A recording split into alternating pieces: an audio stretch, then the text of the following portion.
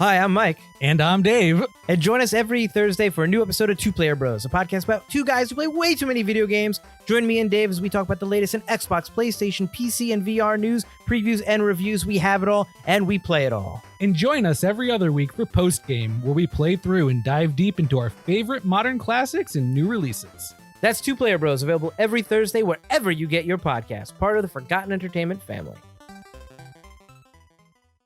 Hello there, I'm Colleen. I'm Anders. And I'm Daniel. We're three nerds that met through our love of science fiction and fantasy storytelling. Of course, one of our favorites is George Lucas's signature achievement, Star Wars. And if there's one thing the internet definitely doesn't have enough of, it's nerds talking about Star Wars. So here we are with yet another Star Wars podcast, where each week we discuss one of the films in the current Star Wars canon. From the sands of Tatooine to the levels of Coruscant, we cover it all. Yet another Star Wars podcast is available wherever you get your podcast and is part of the Forgotten Entertainment family.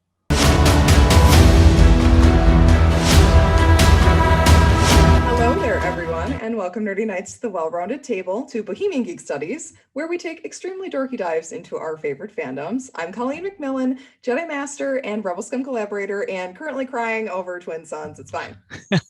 Everything's fine. I am Pirate Jedi, Anders Drew. But no matter what rank we carry, one thing will always remain constant. Much to learn, we still have. Indeed. This season on Bohemian Geek Studies, we're taking our detailed dorky dive into Star Wars Rebels. Today, we're diving into Season 3, Episodes 19 and 20, Double Agent Droid and Twin Sons. We have done our absolute best to scramble our signal, and we will be avoiding spoilers for future episodes, but I will throw an adult content warning for the younglings. Yes, a lot.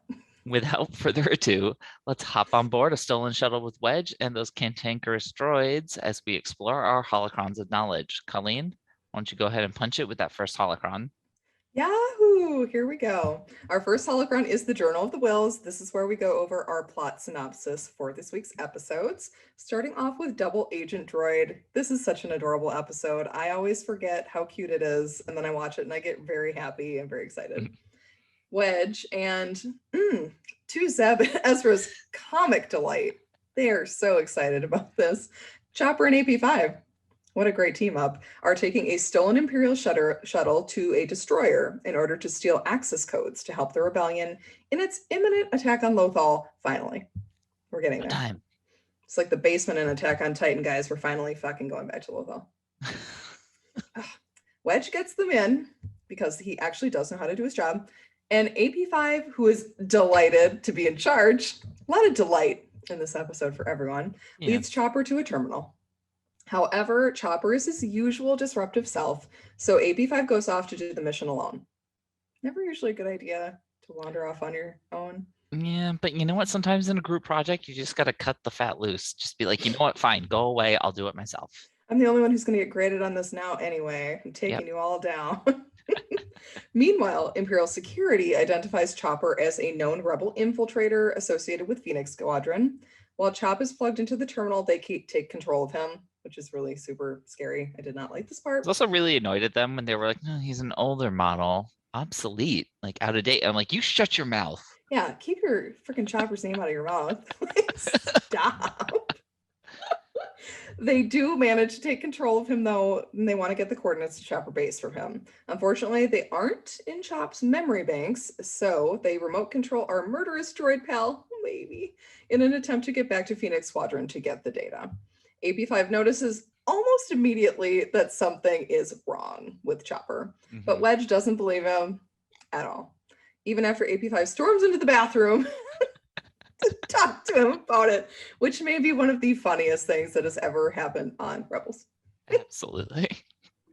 So after they rendezvous back with the ghosts, AP5 is shouting to the rooftops that Chopper is not acting normally, and they just don't believe him. Nope. Until Hera catches him trying to download the jump coordinates to the base, where she, reminds him that she wipes that data from him after every jump as a security precaution. Well, so the jig is up because once Hera identifies it, everyone jumps right on board. Yeah. But the Imperials manage to lock the crew in the cargo bay while they attempt to transfer this data to their own ship. The crew escapes by having AP5 go outside. Again, hilarious comedy moment where he's like, I didn't volunteer for that. And Hera's like, yes, you are. Yes, you did. Yes, you did. I am volunteering you right now. And kind of manually release the controls.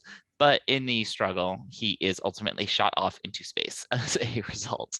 No. Hera manages to stop the data transfer and uses the connection to the Imperial ship to, I'm assuming she sends some kind of like a feedback loop through their system. Also kind of putting Chopper in danger. She's like overloading him at that point. And causes the entire ship to explode. Don't mess with Hera's droid. Like even Ezra is like nudging Wedge. He's just like, dude, oh shit, Hera's really mad. This is not good. No, it's not good. The ghost then does go to rescue AP5, who is actually depressed that he's being pulled out of this newfound solitude and peace. He, you know, he's singing. He's found these like amazing space fish, jellyfish, butterfly things. They're so cute. They're so cute. Amazing. So cute.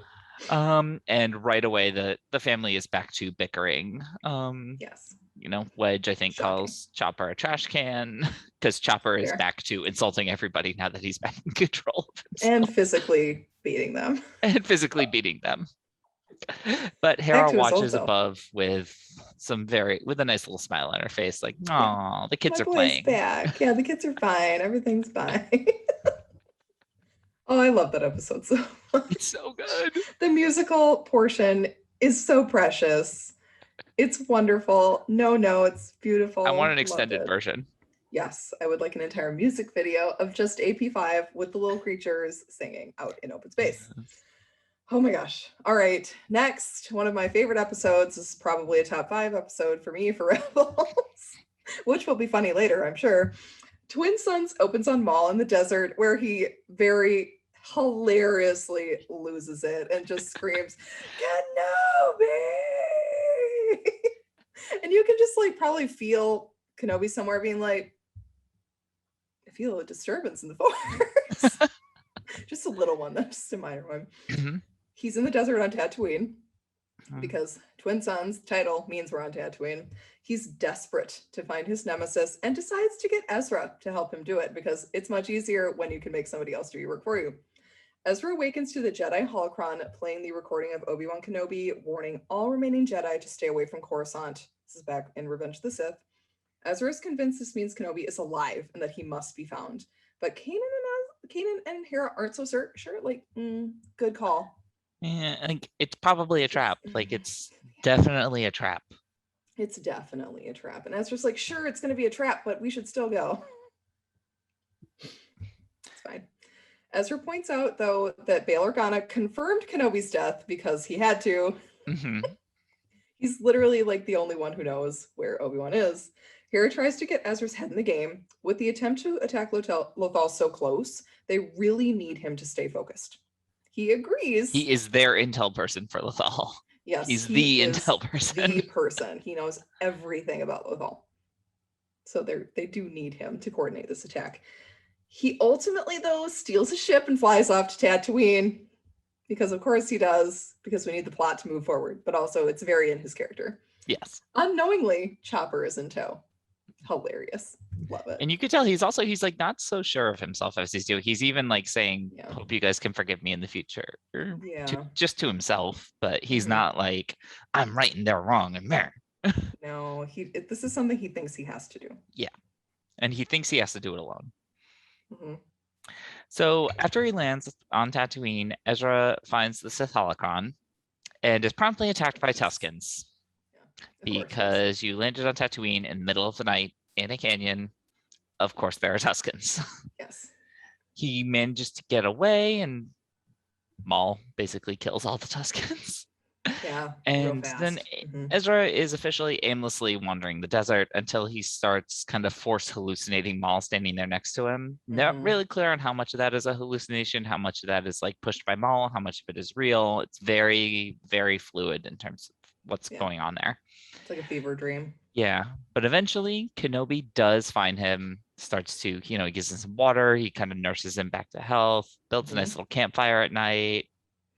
Got a Tell some ghost generator for Chopper. stories. Yeah. Yeah, ghost stories.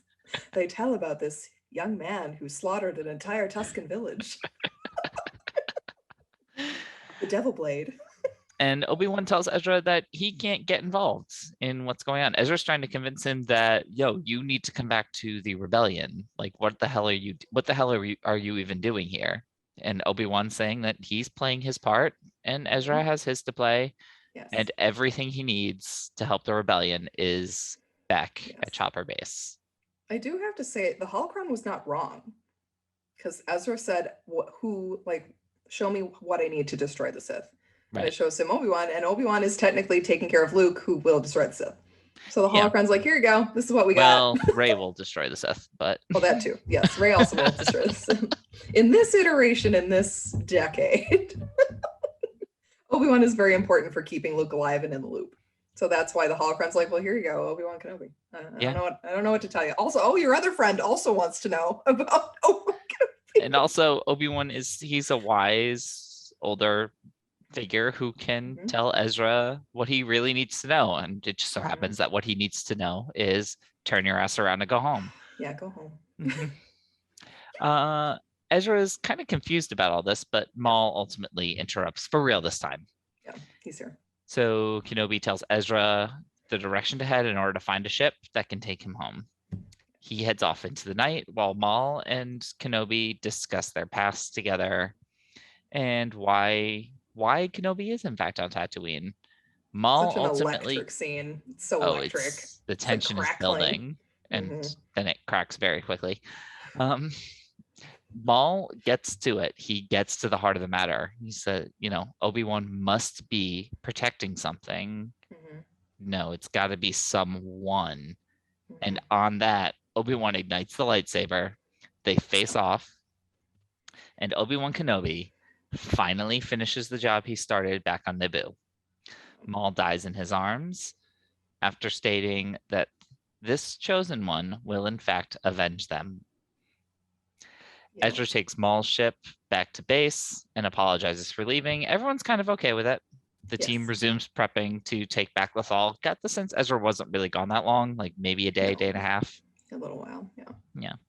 And back on Tatooine, Obi-Wan rides out, and as the suns rise, he sees that young Luke Skywalker on the horizon at the Lars farm, getting ready to start the day. Yeah. So good. That episode is so good. The theme plays at the end, and it's like, it starts to play when Maul and Obi-Wan are about to make their first move against each other. It starts when Obi-Wan starts to put his saber up in the Qui-Gon stance. The Star Wars theme plays, and you're like, oh shit. Shit is really going down now. Yes. All right, we are going to move into our second holocron, which is the Will of the Force.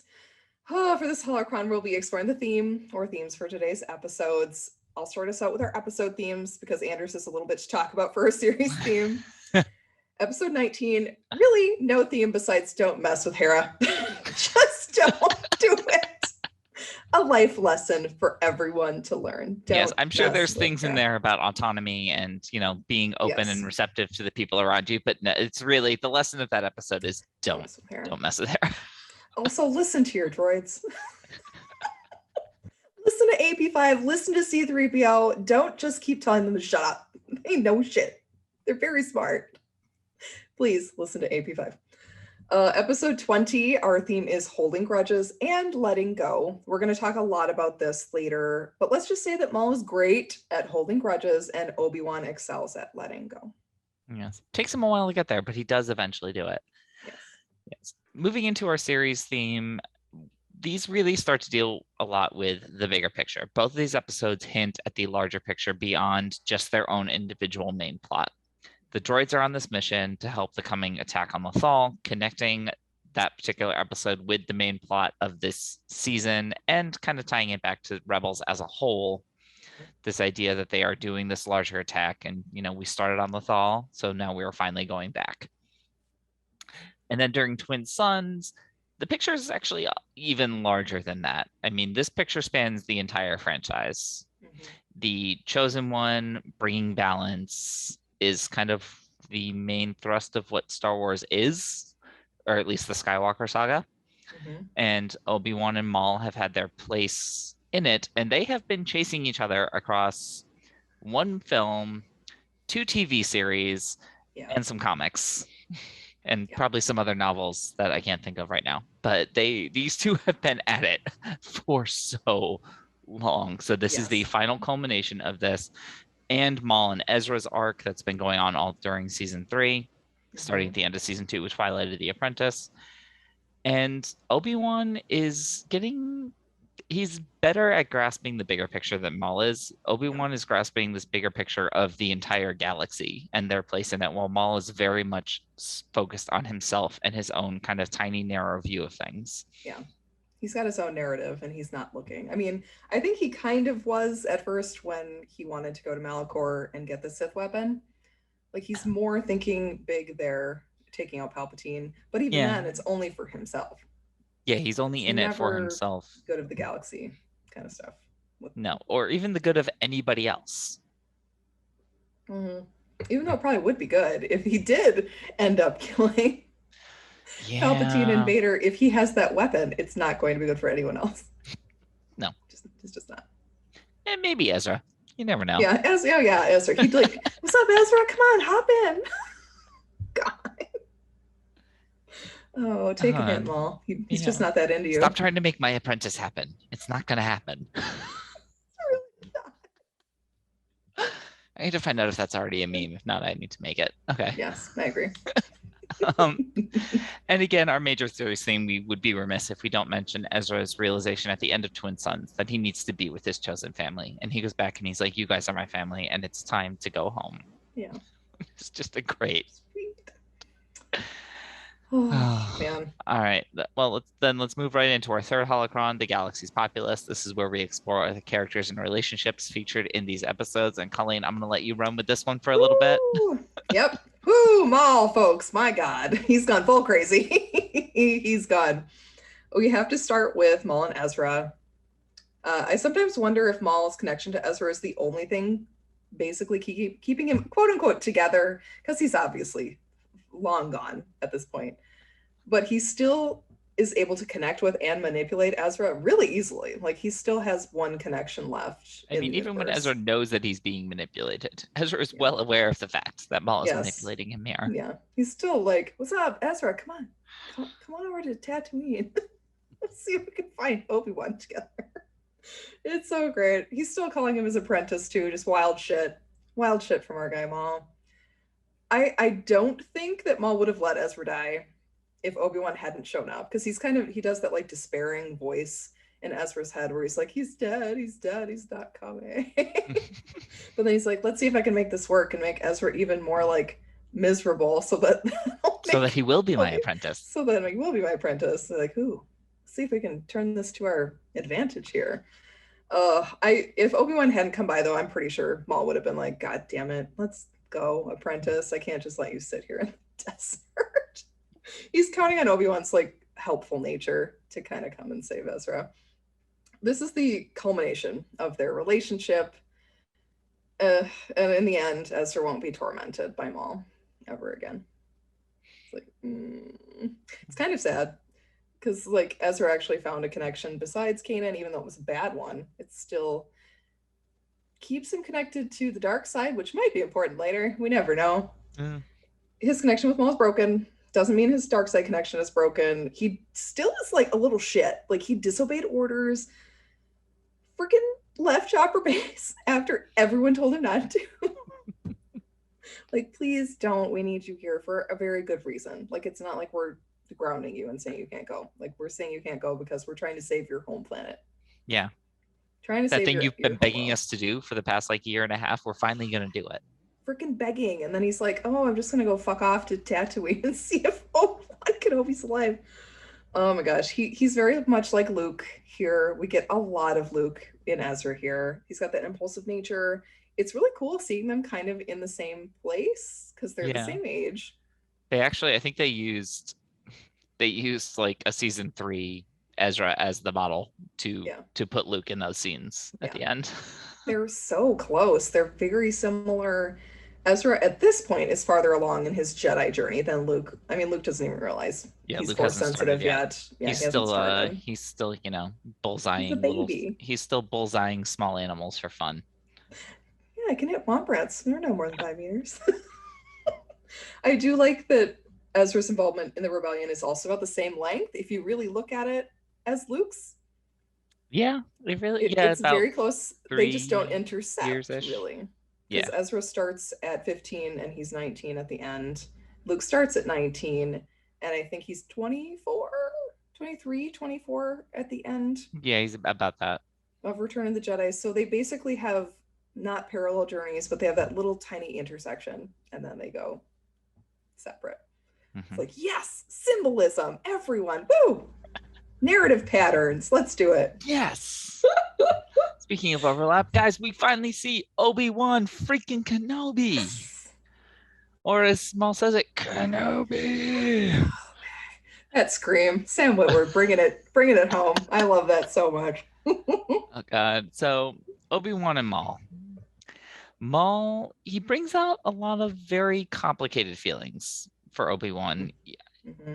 I mean, Maul killed Qui-Gon back in Phantom Menace and also murdered Obi-Wan's not so secret one true love, Duchess Satine Kryze of Mandalore during the Clone Wars, both of which happened in front of Obi-Wan. Yes, in front of him. We're going to talk a little bit more about the duel itself a little bit later, but it needs to be said, Obi-Wan's learned from the past, and Maul has not. Maul is very much stuck in his past ways, and Obi-Wan has evolved and has learned from what has happened. Yeah. He knows that he needs to contain Maul here, but he's not that happy about killing him. No. He doesn't want to do this. No.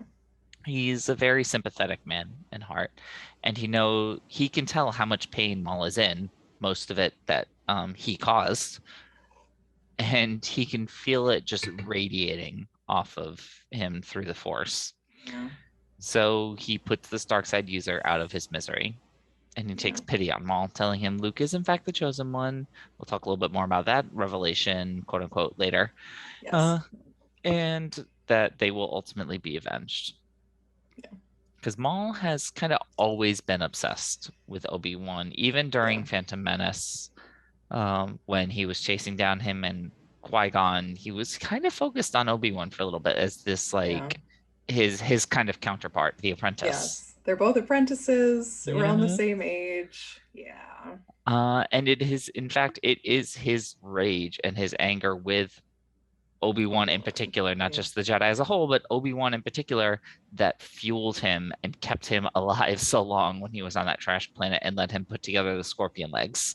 Yeah, for real. It quite literally kept him together and tore him apart. And when he had another enemy to focus on, like Palpatine, Vader, kind of trying to destroy the Sith and take his rightful place there, he didn't need to find Obi-Wan. He had something else to focus this obsession. But once that's gone, and once that weapon is gone, he knows he's no match. He can't stop Vader and Palpatine without that weapon. So he loses his mind, re-enter this Obi-Wan downward spiral. Yeah. Oh, man. And you would think that after getting cut down by Obi-Wan again. would make him rage in his final moments. But he really just seemed tired. He just seemed like, God, can I just go? Can I just go? And like everything in his life had potentially been leading up to this moment where he can finally settle his mind and have some peace and quiet. Yeah. And then asking if the person Obi-Wan is guarding will in fact avenge them. Not just him. He's actually bringing Obi-Wan into that. Mm-hmm. It's very, very telling. He knows that Obi-Wan has been just as damaged as he is by this whole experience. Yeah. Not just by their own personal fight, but by this like larger fight with the Sith, with Palpatine, with Vader. Mm-hmm. Maul is one of the Jedi few people. hurt Obi-Wan too. Maul is one of the very few people who know for sure who Darth Vader is. Yes, absolutely. One of the very few. Another connection between him and Obi-Wan. Yes. Oh my gosh, it's almost like there's a parallel between them. Yes. But here it's nice he can just finally, he can rest. Yes. This episode makes me cry every single time. I know Maul is he's a fan favorite character, but he's a very divisive character. I've been told many times, why do you like Maul? I'm like, well, it's not really a like situation. It's a like the character situation. I'm very jealous that I didn't create him and write his story because I'm a writer and I love characters like that. But just this kind of culmination of his arc being not one of rage or anger. Like, yes, he is coming at Obi-Wan with this just like simmering resentment and like, how are you better than me? How have you beaten me so many times? And he just doesn't understand it. It does not compute for Maul. The file for Maul has stalled. Like, he does not understand. Obi-Wan's just like, light side, bitch. Yeah, exactly, basically. And poor Obi-Wan's like, oh God, not again. Seriously, for real. This is why I didn't go to Mandalore during the Clone Wars, because I knew this kind of shit would happen. It's a very fitting end for Maul to not be able to get like the end he thought was going to happen. It's kind of what the audience didn't get what they thought was going to happen. You, not at all. We're going to talk about that a lot later, guys. Okay, next we're going to move into something a little more fun. Our droid buddies, AP5 and Chop. Banger episodes for both of them. I don't have this in the notes. I'm just going to wing it on this one. I was just thinking Chopper going after Ezra shows so much growth for his character than from the beginning where he was just like, what the fuck is up with this kid? And he immediately follows Ezra. He knows him so well that he follows him. Kid, you will die without me. Yeah, exactly. He's like, oh, I need to follow the kid because he's obviously going to do something stupid. And then he follows him again. Ezra says, go down the ridge. You'll find a settlement. And he's like, nope, can't leave the teenager alone. I have to follow him.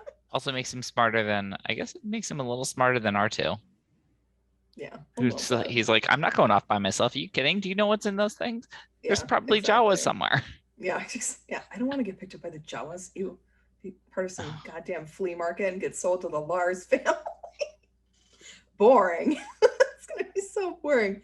When he freaking powers down in the desert, it's so sad and so hard. Another good growth moment for Ezra's character too, when he hugs Chop and he's like, please, I'm so sorry I did this to you. And actually feels bad for what he's brought them to. Like, good job, Ezra. Character growth for both of you. Round of applause. Yay. We're finally getting there. Moving on to AP5. So cute. Another episode of them knowing each other so well that AP can detect pretty much immediately that something is wrong with Chopper. He's like, you're not insulting me. You're not you. You're not Chopper. Yeah, you're not Chopper. And Chopper's like, what? Everything's fine, sir. Like, what? Did you just call me sir? Call me sir. Did you just give Wedge a beverage? Obviously, you're an imposter. I do love that AP5 is like, he doesn't back down. When they're telling him to shut up, he never once does. He's like, no, I will not shut up about this. He's so tenacious with it. He's like, Chop has been compromised. Come on, people.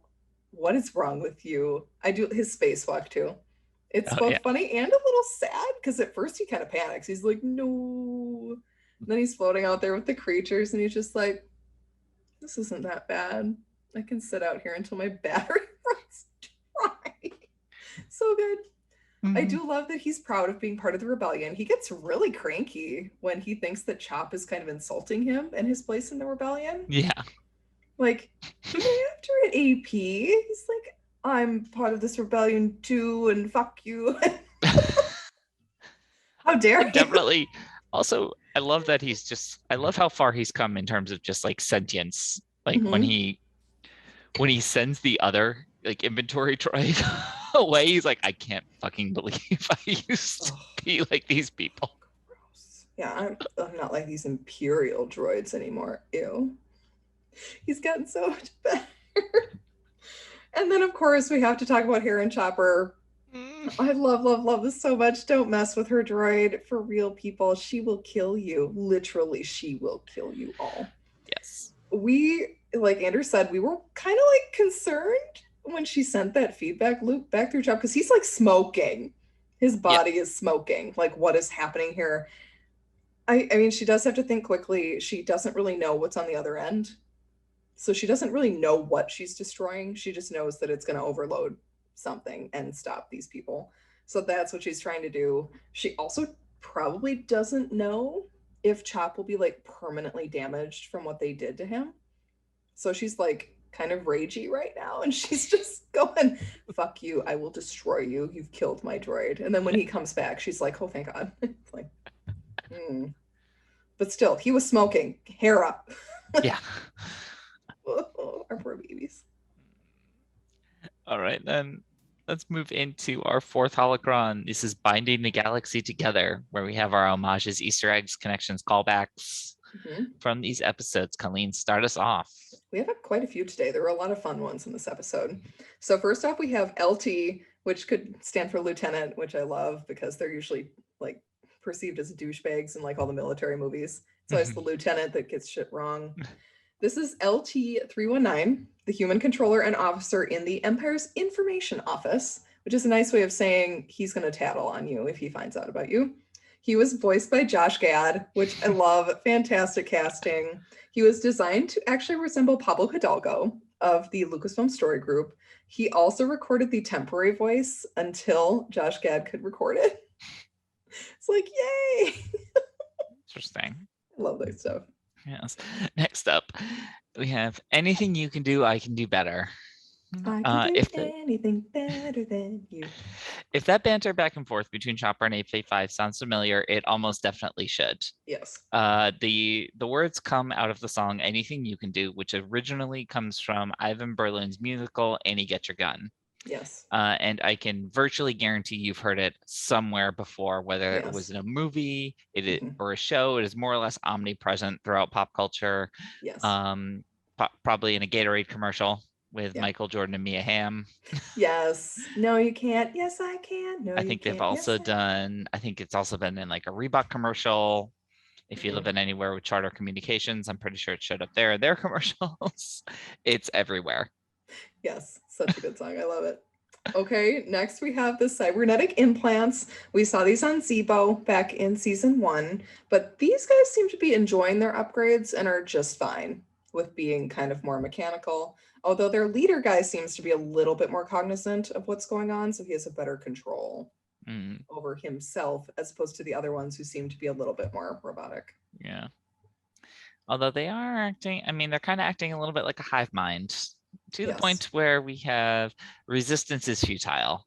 This has to be an intentional Star Trek reference. Here, LT-319 is commenting about how Chopper's resistance to their probing and their control is admirable, but ultimately futile. Shouting out the Star Trek villains, the Borg.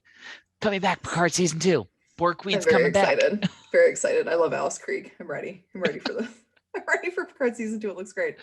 There also was like kind of a freaking Hunger Games reference because the same guy LT says like the odds are, he doesn't say in our favor, but he says like the odds are with us. And I'm like, geez, they really are pulling out like all the YA stops.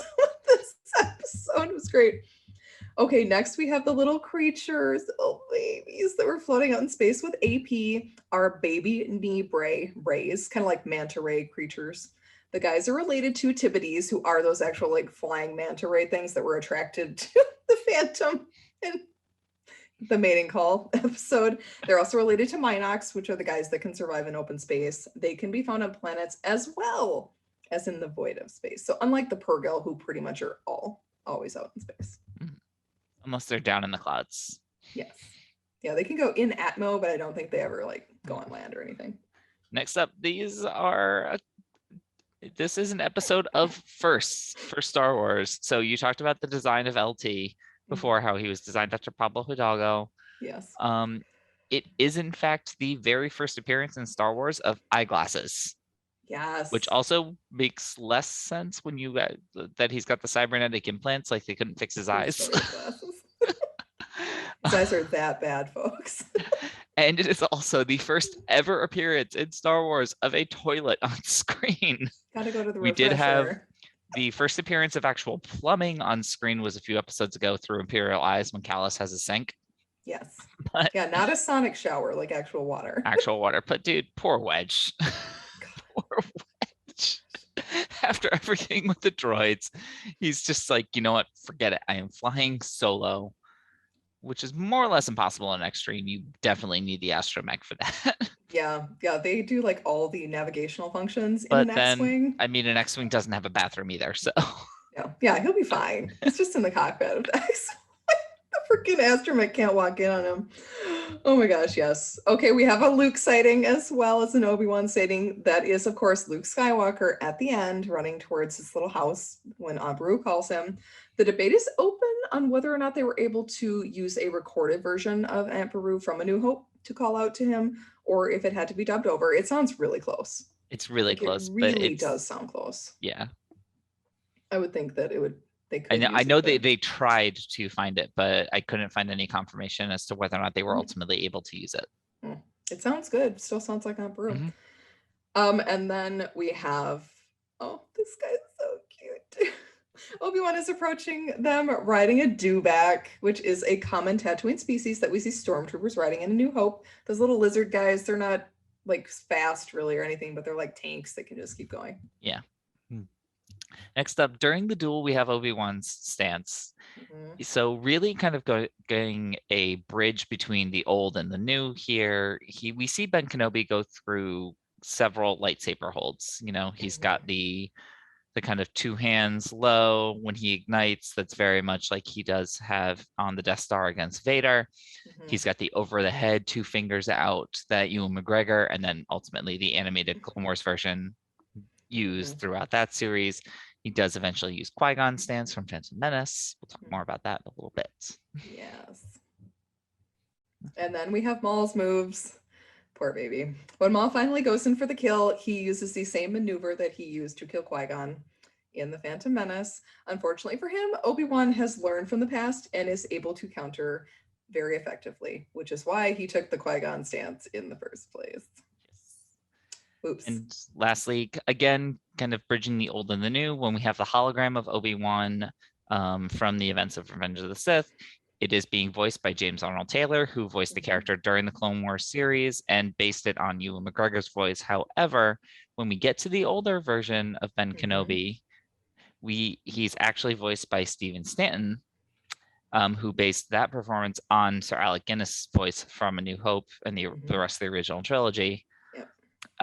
Stanton also voices AP5 and Admiral Tarkin in Clone Wars, Rebels, and The Bad Batch. And he's also the voice of Admiral Raddus in Rogue One. It's one of my favorite Mon Calamari. So great. Stephen Stanton actually was only a stand-in, or supposed to be a stand-in, for the Kenobi voice. He did the voice recording with Sam Witwer and did so well that they're like, well, he's Obi-Wan. We don't have to look for another voice actor. So good job, Stephen. I thought he sounded just like Alec Guinness. Like, yeah, he did a great job. Amazing. So good. All right. Well, before we move into our next holocron, I'd like to take a quick break to hear from this week's sponsors. Do you need a freelancer to help with your website? If you're a designer, maybe you need someone to help you write some expert blogs, some articles, or a presentation designer to help with the next big work project. Look no further than the #1 freelance marketplace, Fiverr. You can find designers, programmers, and more within seconds. Some people for as low as just $5 a gig. Fiverr is the ideal tool to help you with pressing projects. Just post your gig or search for some freelancers and you're off. Don't deal with the hassle of finding freelancers by yourself. Let Fiverr help you. See the link in our show notes to get started. Note, Bohemian Geek Studies is an affiliate partner of Fiverr. We may receive commissions on purchases and services you buy after you click the link. These commissions help support the growth of BGS, and we appreciate your continued support. So everybody, now that Flo is with us, we're going to head into our 5th holocron, the Newbie from Naboo. This is Flo's first time watching Rebels, and wow, what an episode for Flo to watch for the very first time. We've asked her, there's going to be some takes, I think, coming real fast for Twin Sons. Oh man, which by the way was on that list of skippable episodes. Still don't understand. what the hell's happening with Guess that. we'll see if I agree or not. That's so freaking wild shit, man. We've tasked her with watching the episodes, giving us her questions and her takes. So without further ado, let's see what our ambassador for Naboo thought about secret agents that are also droids. I mean, God knows I love secret agents. So yes, episode 19. This is it. So we kick it off. We know that Wedge is in this episode. So I'm like super stoked because Wedge is hot and I'm here for Wedge. Yeah. So great. I still feel like weird when I say that because when I think of Wedge, I think of like a wedge salad. And so whatever, it's kind of strange. Also, you guys know how much I love it when they have the weird deep sea diver thing, but no helmet. So I literally said wetsuit head in my notes. It was body condom. Yeah, exactly. AP5 is just a gem. Just like unparalleled in this episode. Yes. And I spent the entire episode just so angry that nobody was believing him. Yes. Like it was unbelievably frustrating. Yes. So let's just back it up before I get too frustrated. AP5 and Chopper basically singing anything you can do, I can do better. Yes. Just wow. Perfect. Just utter perfection. Like, whoa. So I loved that. I liked the droid metal detector. I thought that was like really cool. Mm-hmm. I don't really understand how the technology works. I assume they're just like taking their time to scan codes to see where they came from. I mean, yeah, just kind of codes, just kind of like doing a basic security check, uploading the picture to the database, doing it. But then like, sorry, I thought I muted myself again. I was about to go ape on my computer. I was a little bit confused then. Like, do we know that this is the norm? Because like, wouldn't like the rebels have been expecting this? I think it's more of a new development because there were a bunch of people with the cybernetic headset things, and Sabine had said those were more voluntary. So this might be like a new crew. Okay, interesting.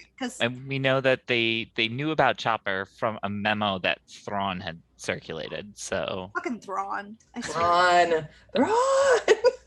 Swear to God. I loved AP5 and how smooth he was at demoting that other droid. He was like, oh yeah, sorry. Like, no, you got to go to like the loading docks or whatever. She was like, bye. She was like, okay. Checks out. The whole reprogramming of Chopper, the like zapping him and like while he was plugged in was intense. Like, I'm surprised that I felt so much for a droid. And I was just like, this is so fucked. And the fact they were like, this droid is like fighting bravely, like to not be white. It's like, don't give up, Chop. Yeah, our poor guy. Like he's especially so a little feisty. murder bot like that. No, little dude.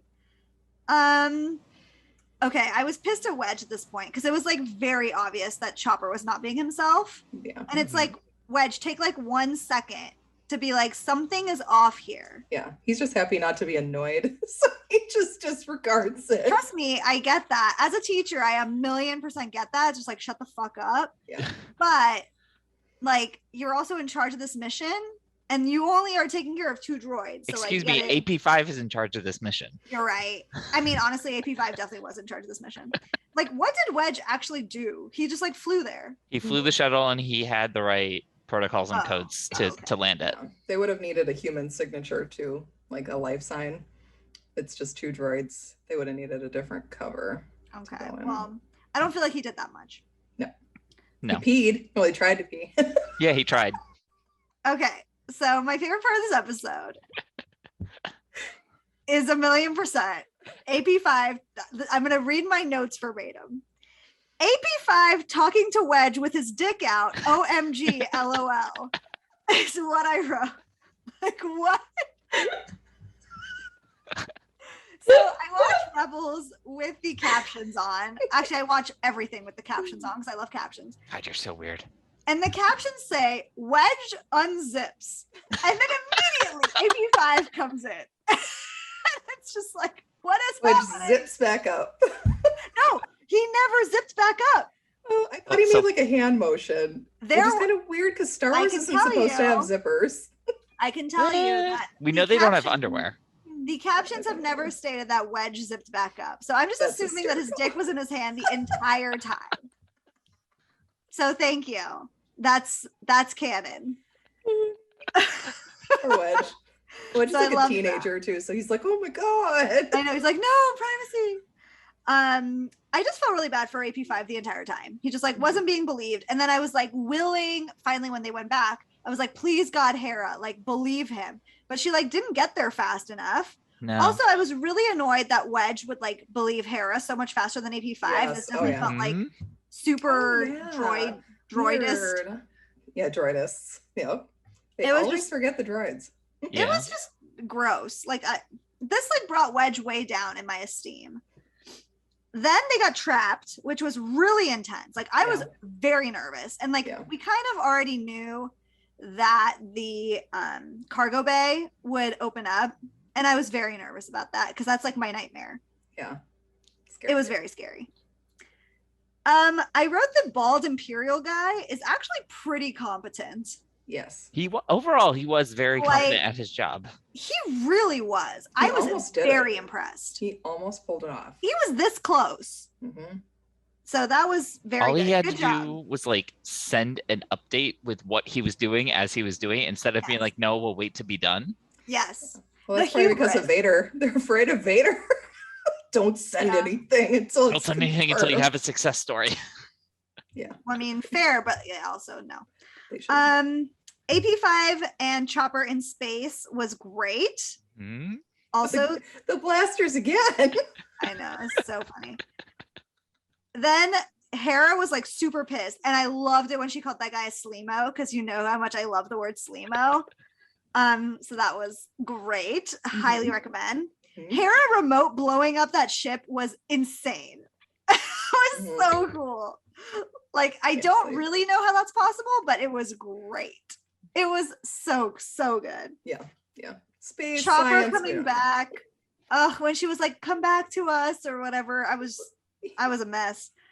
And then we get AP5 floating in space. I have like 4 notes just on this. I wrote fucking AP5 floating, LOL. Then I wrote space fish. What was that? It was amazing. It was like space fish butterflies. Yes, they're He so was like pretty. tripping on acid. Yes. He was just so 85 happy. Hot. He was Yes. so stoked. And then Yeah, I he just was- wrote he was good. AP5 musical immediately. Yes. And that I- was kind of like an accident. Like the guy just, the voice actor started singing and they're like, Keep Keep going. keep keep it. and promote him. Thank Yes. you. And then we ended the episode with Wedge calling Chopper a trash can, which was rude. So tough look. Thank you, Wedge. Tough looks for Wedge. And that was Oh, episode good. 19. I really liked episode 19. I usually Mhm. don't really like droid-centric episodes, but honestly, the stakes felt high in this one. Mhm. And I was legitimately worried for Chopper and Yes. for the whole crew just because they got so close. Yes. They Like- got really close. It was very close. So I liked it. I'd say probably like a 7 out of 10, which is Okay. pretty high for a droid episode. Yes. Very Yeah, nice. some droid episodes can get a little draggy, especially Yeah. in Clone Wars. The ones in Rebels are better, but this one is like out of this world amazing. It's with just the so much frickin' fun. Singing in open space. I think if it had been another droid besides AP5 and I think if it had been a different droid pairing, it would have dragged. But because AP5 and Chop, like we love Chop and They're we know snappy. he's so sassy. And then Mhm. yeah, AP5 is like such a sass ball Mhm. that it was just great. He's like, Loved you it. just called me sir. Something has gone horribly that was- wrong. But like, why did Wedge not pick up on that faster? Well, you got to figure Wedge isn't normally with the Ghost Crew, so we don't know how much time he actually has spent with Chopper. But he obviously knew that Chopper was a dick. Yeah. I don't know. Like a programming thing, like, oh, maybe Chop's programming. Like, what But are also, if you talking haven't about? spent that much time with the crew, then trust somebody who has spent time with the crew, which is AP5. Mhm. Yep. Yeah. I don't know. He's a teen. Teens don't listen. It's true. Yeah. Just Okay. like when they steal ships and go to Tatooine. Yes. Oopsies. So let's Oh move yeah. into that. Ooh. Right, Flo, episode 20. Poor Ezra. Poor Ezra. Episode 20, Twin Sons. So I already knew that this was on the skip list because we had talked about it last week or whenever. Yes. And I was like, okay, like I know this is a big episode. Colleen is like, this is a travesty that this is on the skip list. So I was like, here we go. Like, let's do it. Okay. So I'm going to hold my judgment until the end and tell you what I think about it at the end. I'm just going to run through my notes. Okay. So we open up with Maul on Tatooine. Maul looking so rough, right? And then literally, I'm going to show my notes right now. I just wrote, Kenobi! If you Flo, or anyone listening to this have not seen the video of Sam Witwer doing that in the studio, it is hysterical and when he's recording that line. First husband, Sam Witwer, is so hot and he's doing Maul. I'm like, Okay, I'll have to check that out then. I'm getting warm just thinking about it.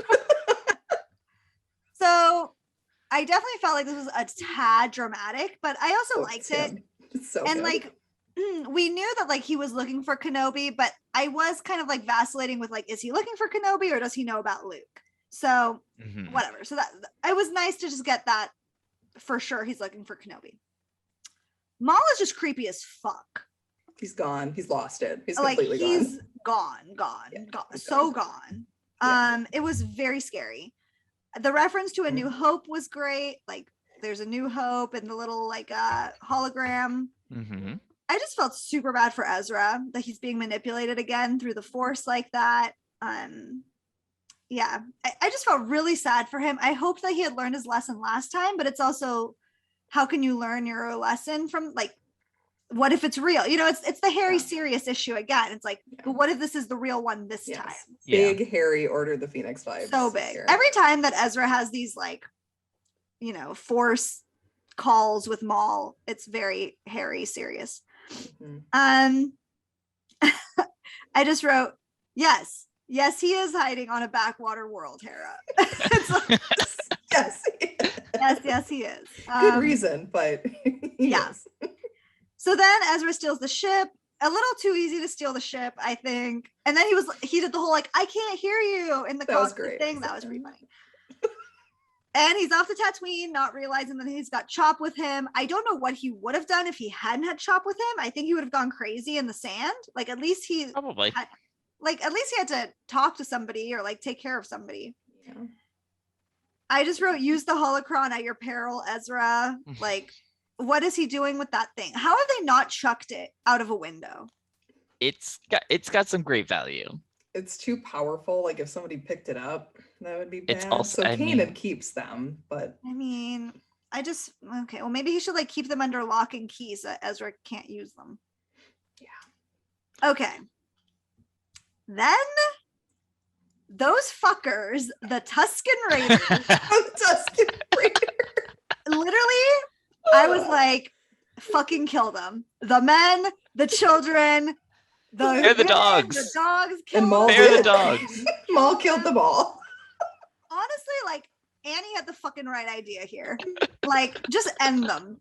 Look, I appreciate all that the Tusken Raiders have given us in terms of, I don't even know, alien life, and like alien culture. Their culture is cool. I appreciate that they like that. You know, the filmmakers brought in like deaf actors and things like that, or like to console sign language. Yeah, exactly. I fully appreciate that, but they suck.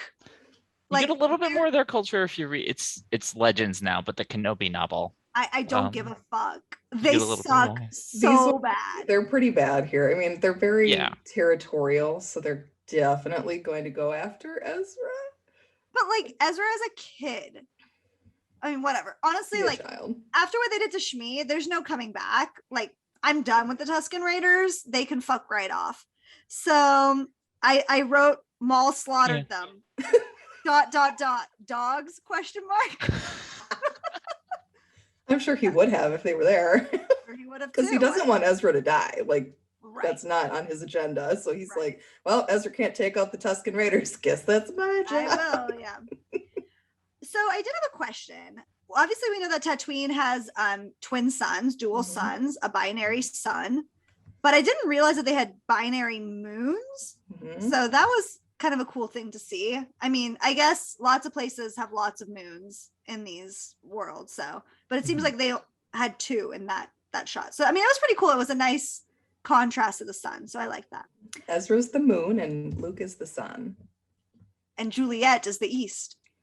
Rise, fair sun. There you go. We can do the whole thing later. You can see the Snyder cut of Skull eating clothes coming up Juliet.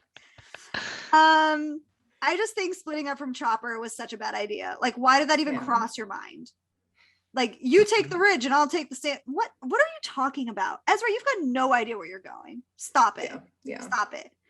Then Chop powers down. This was 2 tough episodes. It was really tough for Chop. Although it is nice to know that Chopper is a little fallible. Like, usually he is the one swooping in to save the day. Yes. So it is nice. Well, it's not nice to see him struggle, but yeah. Droids don't like sand. Just like it Anakin. just made me sad. Yes. Okay. I'm so sad when Ezra hugs him. Like, don't do a job. Yeah.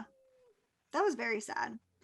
This next one just says "fuck you, Maul" when he's like talking to Ezra through the forest. I'm just like, shut the fuck up. Yeah. Don't talk to him. Leave him alone. Then I just wrote, yay, Obi-Wan. Obviously, we see that Obi comes in. Like, we knew he would, obviously. I gotta say, I am really missing hot Obi-Wan. Yeah, from the Clone Wars. This was old man Obi, and I'm not here for it. This is Alec Guinness. Yeah, I literally wrote missing hot Obi. So Sloan, our friend Sloan of the pod, friend of the pod, loves Obi-Wan from Clone Wars. Shouts to hot Obi now and forever. This next note just says Maul is the absolute worst. He is. He really is. I don't know how you love him so much, honestly. Oh, I love a tragedy. I mean, but then again, I'm here for the dog murderer, so that's fine. I mean, Palpatine is objectively the worst because he really, really is. But Maul's fucking lost it. It's tough. It's tough here. I liked the whole like the truth is what we make of it situation here. I wrote, call Ezra apprentice again and I'll end you, Maul. Is what I wrote. Yes. He's still locked in. And then it's like, it's not going to happen. It's not going to happen. Okay, so obviously then we get Obi protecting someone, which like Maul figures out.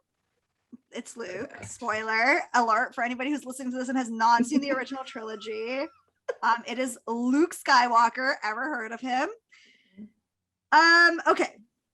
So then Obi sends Ezra off on the big lizard thing. Yeah. And we have a duel question mark. A duel of masters. So my note says, what sliced him? Question mark.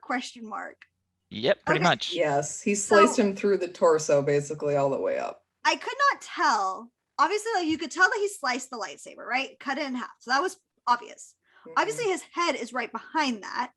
So I just assumed that he had like sliced his skull open, but then like I couldn't see anything. So I was very confused. And at first I had to watch it twice. Yes. Because I was like, what is happening here? It's a very vast. Yeah. So then I wrote Maul equals dead or dumpster again. So he's dead. Okay. He is dead. He is dead. I mean, I thought he was dead before, so it was weird for me to see him again.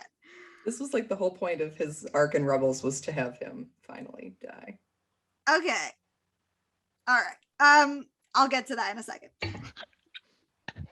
I wrote a bit anticlimactic.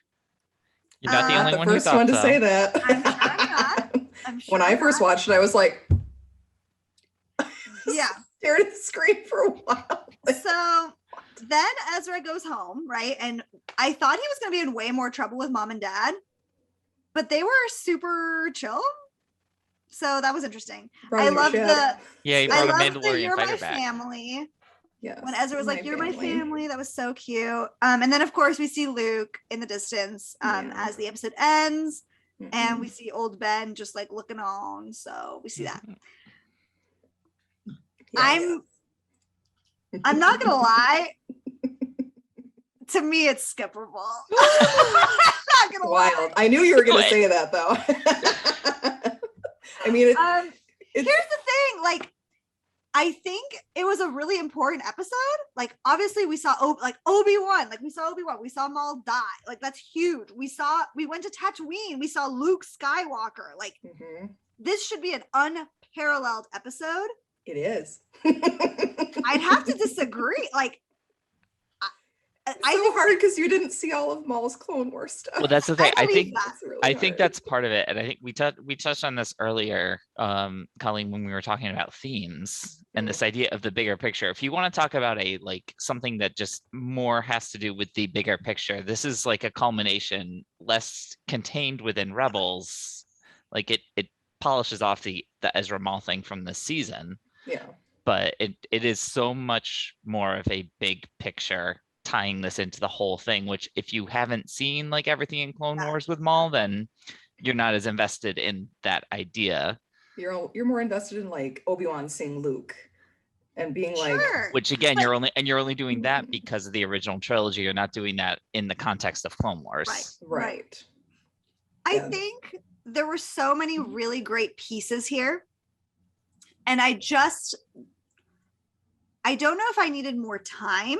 Like, first of all, I definitely need a longer duel. Like, if you're going to give me a duel, give me a duel. No, we don't need it. And I will tell you in a few minutes. Okay, but I'm just telling you that I visually needed it. A lot of people say that. Oh, so many people are disappointed by this fight. I think it's also just so hard because for a lot of us who have not watched Clone Wars, like, our idea of Maul having a duel is literally Duel of the Fates, which is incredible. That is what happens, just in a very different way. Okay, but too different. Like, I needed the score as well, and I needed the whole thing, and I didn't get it, and that felt quick. I'm not gonna say it felt bad. Like, it's very fast. I liked the episode. I didn't have an issue with the episode, but for the amount of stuff that was in it, it let me down. I was afraid that would happen because like, it's very elegiac. It's not bombastic at all. It's, if you really want to see a really cool Maul duel, watch him and Ahsoka. Okay. At the end of the Clone Wars, because that is insane. But like, for example, even in Rebels, like when we saw them at the Sith Temple, that was huge. Yes. Like, that was a very exciting episode. And so to go from that to this, like, I understand it was like quiet and like beautiful in its own way, and I totally agree and respect that. It just didn't do anything for me, and it's okay that we disagree. Of course, we disagree a lot on this podcast and in life. I just feel like this one let me down, and I'm bummed because I'm not sure we're gonna see Obi again in this. Like, I feel like it's pretty wrapped up. He's busy. He's busy. Well, right. And like, I feel like it was a great connection to original trilogy here. Like, we basically see what we need to see of like, oh, here's Obi-Wan on Tatooine, which was great. But it's like, for this to be our only time with Obi, it was what? How much screen time? 5 minutes? Not even, probably. Yeah, maybe it was 5, super maybe quick. 5. Yeah, probably. It was like tiny campfire with Ezra. I like that he held Maul while he died. I thought that was really nice. So that was really, really nice. I cry watching this episode, not gonna lie.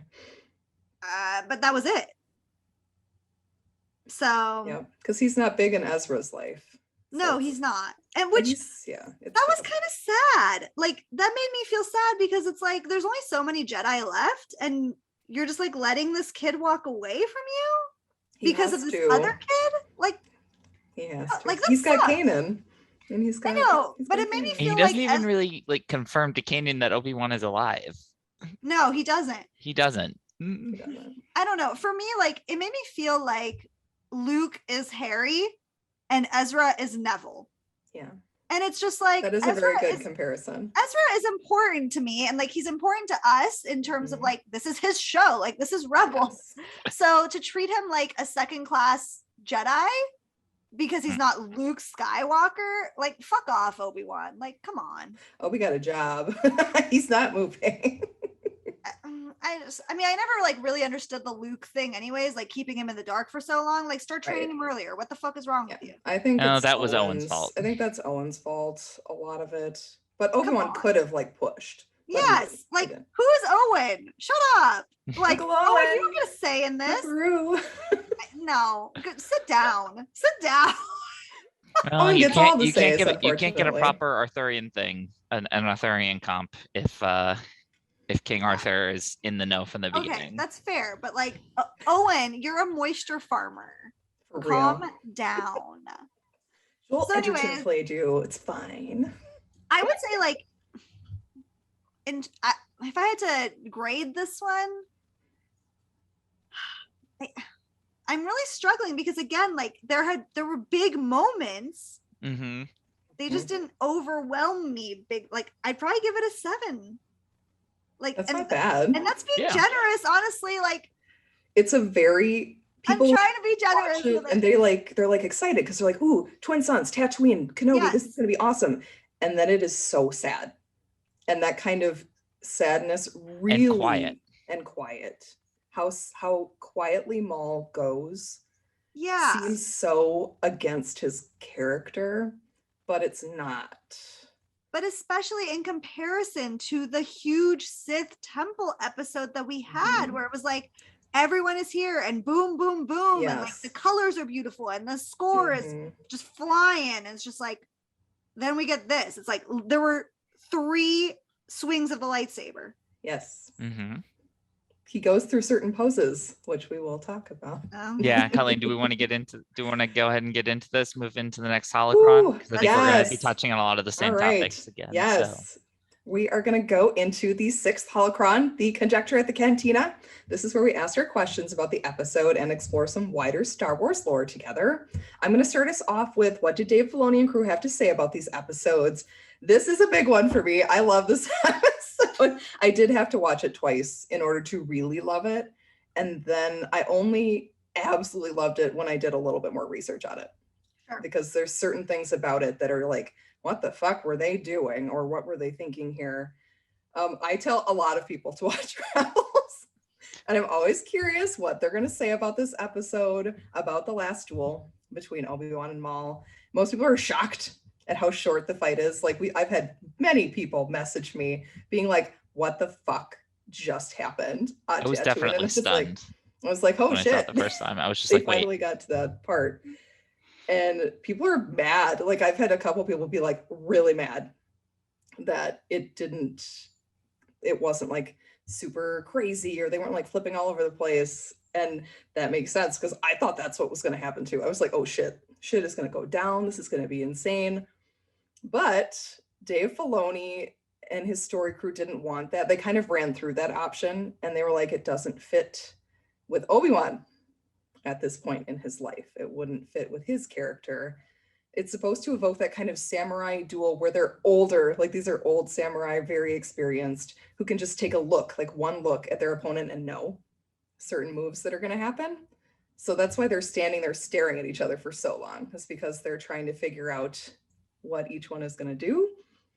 And these duels would often only take a few blows because they are so good at what they do. So you have to think about how few chest moves can I make in order to take this person out?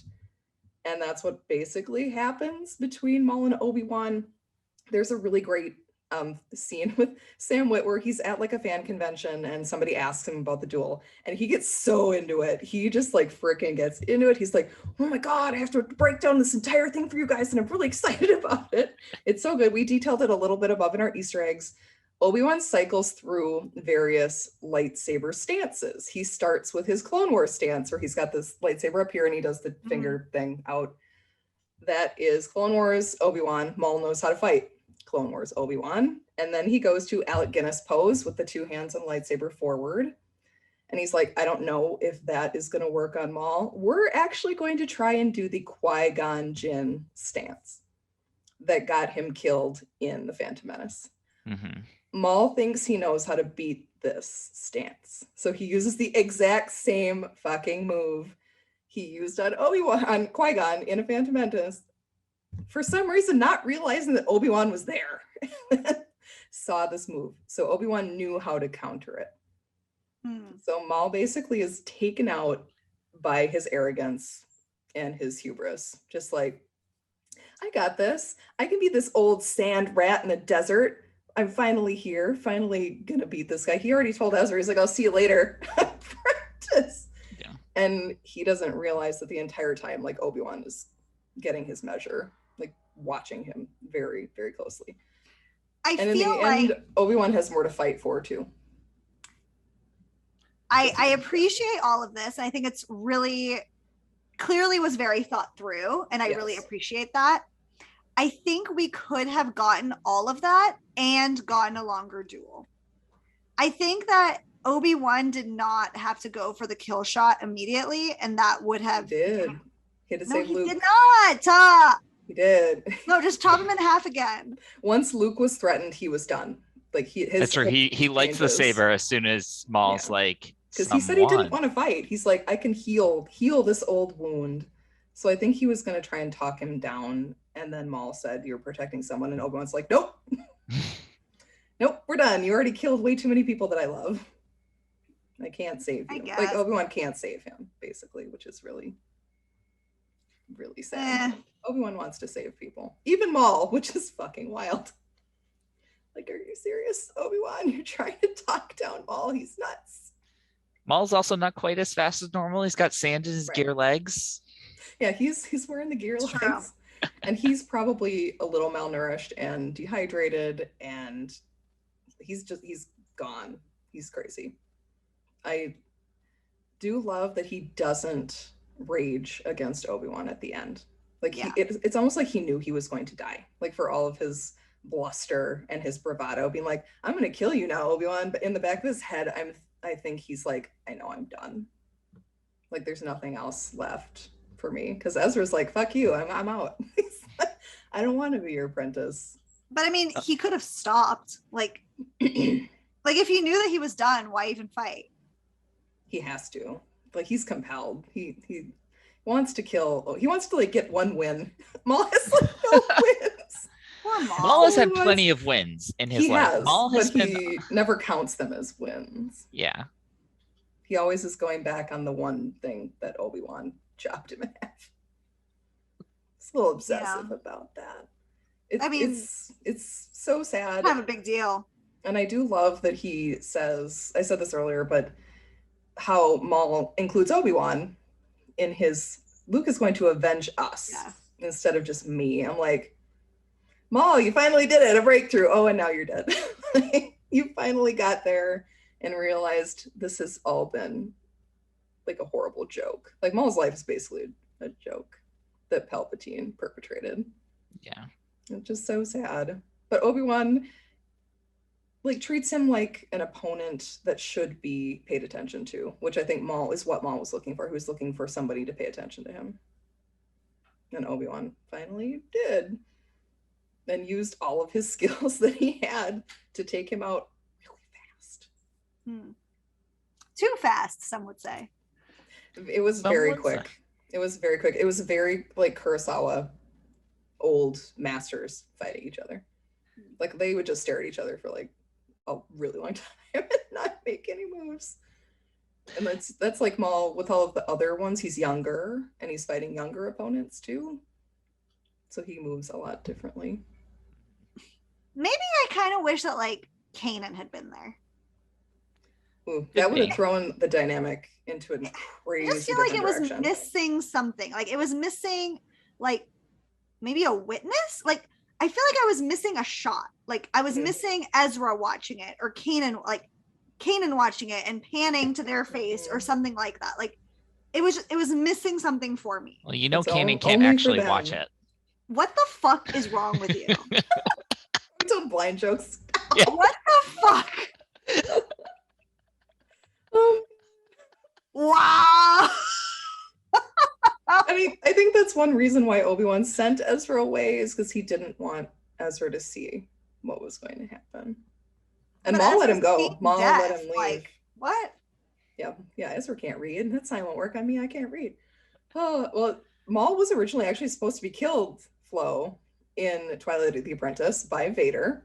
Good. That would He have was supposed to be killed then, but there was too much going on in those episodes. They wanted it to be more Ahsoka Vader instead of having Maul die like a kind of weird death. And there wasn't enough emotional material available between Vader and Maul. Yeah. We still don't know. We still don't know how their dynamic works.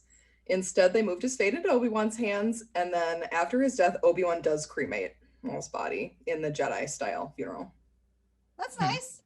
Yeah. I mean, it's a very sad episode, and they're like, oh shit, why did Maul make me sad? No, it's supposed to be like fine that he's dead, and you're like, oh, this is way tougher than I thought it was going to be, especially since he's killed so many people that Obi-Wan loves. Like, he killed Qui-Gon, he killed Satine. Like, it should be. Well, spoiler alert. For Clone Wars. Sorry, Flo. That's some fucking intense episodes right there. That's what I hear. They're very good. But yeah, Maul and Obi-Wan's relationship is like. Flo, you should watch those because you see Obi-Wan in red and black Mandalorian armor. Okay. He looks good. He's like, I don't know if red's my color, and you're like, it is. Every color is your color, Obi-Wan. It's just all fine. right. I'll be checking those that episodes out. are very, very good. Very, very good. Season 5.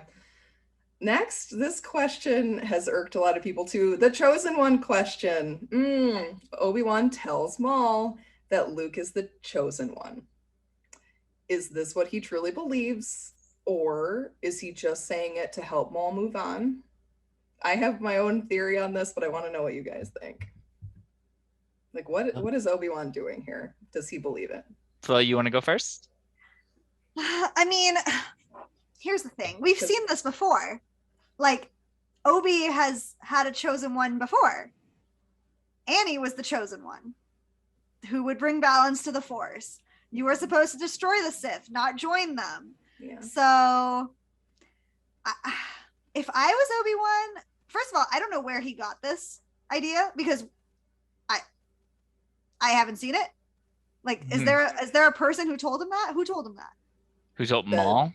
No, who told Obi-Wan that Luke was the chosen one? No one. Exactly. Okay. No one has so nobody was like, by the way. So I don't know where he got that. I don't really know why Luke is that big a deal in this. Like, the last time we saw Luke, or at least last time I saw Luke, he was a baby. His mother had just said, Luke, Leia, and then died, right? And then handed him over. Actually, I don't even think that we see Luke handed over, really, do we? Oh, we see him handed over to the droid. Owen. Yeah. Oh, yeah. And then we see the handoff at the end. Yeah. We see the handoff at the end, but we see, I think, more of Leia with the Organas. So, anyways, Organas. Yes. And obviously we've seen Leia since then. We have not seen Luke until right now in the background. So if I was Obi-Wan, I would be careful with that chosen one nonsense because I feel like that really like fucked Anakin up. And I think it was just a tough gamble to be taking with Luke here. Yeah. I don't know. I don't know where he came up with that idea. I don't know why there had to be a chosen one. I'm confused. So my theory on this, I mean, is he the chosen one? Well, he is in the sense that quite literally he is the one that Obi-Wan chose. True. Like Obi-Wan has from a chosen certain point him. of view. From his point of view, like to the point Obi-Wan chooses him. Colleen, I think you've talked about this a little bit before. Obi-Wan has to convince Yoda to train Luke, and Yoda's like, what are you talking about? Leia is the obvious choice. It's like, I'll train take as Leia. a Jedi. She is obviously the better option for this. Luke is way too hot-headed. He's way too much like Anakin. And Obi-Wan's like, no, Leia's been tainted by all of her time with the Organas. Like, she's too close to everything already. And Yoda's like, what are you talking about, dude? Yeah. But eventually caves. Yeah. So in that sense, he is the chosen one. But I think this all just kind of gets more, I don't know. I think there's still some ambiguity to it that the chosen one is actually several people, that prophecies are never as straightforward as they seem. Oh, the prince who was promised? Jon Snow? Just because he was promised doesn't mean he's going to live up to the hype. Well, it didn't matter in the end. That is fair. So, That is very fair. I agree with both of you. I think Obi-Wan has decided that Luke is the new chosen one. He's like, Anakin failed, so we're gonna forget about that. Luke can get rid of him later. I think he's moved his hopes. I think he walked away from him on Mustafar. He's like, nope, you're done now, I guess. Bye. I'm just gonna go hang my hopes on your kid instead. Yep. Which is really sad. I think he is telling like what the truth he believes to Maul. And Maul's like, oh, thank God. Like, I can move on and know that there's like somebody out there that could take down Palpatine. I just feel like does happen. I still think Vader is technically the chosen one if we're going to do like a capital T. Like Anakin he fulfills the prophecy, just not really in the way they were hoping he would. I mean, girl, have you seen his midichlorians? They're off the scale. Off the scale, Off the Well, in chart. the end, you get that everyone kind of comes together. You got Vader, Luke, and Leia, the father, the son, and the daughter. Mm-hmm. Oh my God, it's like it's a Mortis trio or something. Oh It's like they're an archetype. Archetype. Goodness gracious. And of course the mother is like just off somewhere else. This is kind of the Harry Neville thing too. It's like Harry is the chosen one because Voldemort chose him, not because of anything inherently within Harry. It's because he was literally chosen. Neville could have been chosen. Leia could have been chosen. Luke was chosen. Yep. And I don't really know about Anakin. I feel like Anakin was just like there and they did a weird blood test for him on a sand planet. And they're like, oh shit, we choose with a you. Gillette razor. That's right. That's why they're not supposed to look at the prophecies very much. Like the Jedi do say, they're like, please don't though, because look what happened with Dooku, and that's just not. We learned the same thing in Harry Potter. Like, don't look at these stupid prophecies. They're stupid. Just live your life. And they do not. They do not. No. Nobody ever listens. No, never. It's all self-fulfilling. Yeah. All right, I want to go back to the droids episode for a second. Colleen, Flo, we mentioned this earlier, but I want to draw attention back to it. Can we just talk for a second about people not listening to AP5 until Hera says the exact same freaking thing? And then they're all of a sudden like, oh, like we've all been there, right? You are saying something over and over again in the meeting, and then everyone's like, and the person next to you says the exact same idea, and everyone's just like, oh, it's a brilliant idea. Let's do that. Amazing. Just yeah. I've said it before. I say it again. I feel for AP5. Yes. Always and forever, I will feel for AP. Had they listened to him from the beginning, he would have out-organized the Empire, and the rebellion would have won. They could have had that factory flow. AP5 could have organized the rebellion into making factories. He could have definitely. God bless AP5. Hold the weight. They just don't listen to him. I think in that episode, like we've all been AP5. Like either because you're a woman in the boardroom or you're the youngest member of the team, and so like the older person who's been there forever, who's said the same damn thing as you, is like getting all the credit. Like it's so frustrating, and you can like sense how frustrated AP5 is, even though he's a droid, and like who knows. AP5 like, is absolutely the guy who sends the "as per my last email." Yes. Oh yes. And that's why people don't listen to him, is because they think he's pedantic and annoying. So then his like opinion gets pushed aside, and it's like, no, he's right. It was just very I was very frustrated for him. Yeah. Our poor Boo. Our poor baby. Just, it sucks. Yeah. All right. So on the kind of a little bit more speculation front, I'm still curious. I want to know what the hell happened to Maul's criminal empire. So from the time he was cut in half to the time he actually died here was about 28 years. Now he spent about 10 of those as the Scorpion on the trash planet. But he did a lot of things. He ruled Mandalore twice. He was the head of Crimson Dawn. He formed that Shadow Collective. He was Palpatine's prisoner for a while. He led rebellions. Not the good kind. But what happened? Like, from I'm guessing it's up until the point we see him in Twilight of the Apprentice. Because I don't think he goes back anytime over his run in Rebels. He's very, very focused on Ezra and the holocrons and stuff like that. He's on Dathomir, although he was on Dathomir in Solo, so you never know. That's but like his seriously, home base. what happened post Crime Lord? What happened to all these syndicates? did Kira take over the entire thing and she's still running it now? Look, here's what I'm going to Is she say finally about buying this. her own capes? Give us Solo 2 and Make the it happen. Kira show. Make it happen, please. I do have some good news for you, Flo.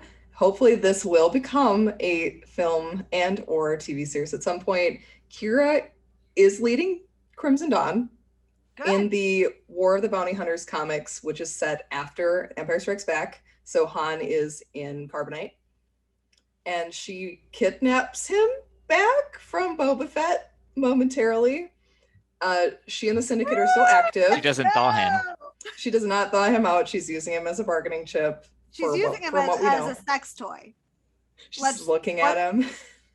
His fly like, is I also carbonite frozen like shut. you when you're frozen shut. Come on. Maybe she like thawed him and then refroze him in a better position. That would be more advantageous to her. She looks fantastic, by the way, in the comics. Like, she's got some great clothes in the comics. She always looks fantastic. She is a queen. She looks so good.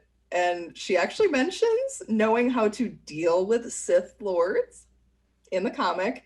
And she says that she was trained by someone who knew both Vader and Palpatine, which it has to be Maul. Like, she has to be talking about Maul in both of these instances. Whether this means that she was the one who took him out remains to be seen. We still don't know what happened to Maul, but we do know from this comic now that he had to have trained her in some way. Yeah. It's still a mystery. Gotta see it. I mean, just give it to me right now. Yes, I'm ready. I'm gonna write a fan fiction now where Kira thaws Han out. Then he gets mouthy, so she freezes him again. Yeah. I mean, I'm here for it. I'm just saying, we got Wedge unzipping his pants, so I think anything goes at this point. That's fair. I'm just saying. Oh my god. All right, guys. I think that is going to wrap it up for us today. But tune in with us next time as we wrap up season 3 with the 2-part finale. I'm ready for Flo's takes on this. Wait, hold on. You can't just drop that it's the finale. Well, it's the 2-part. It's the season 3 finale. Season 3 finale. Jesus. There's still season 4. Man, okay. I gotta Flo, do you remember Lethal? Because we're finally going back. It's about time. Just like Ezra said, we should go home.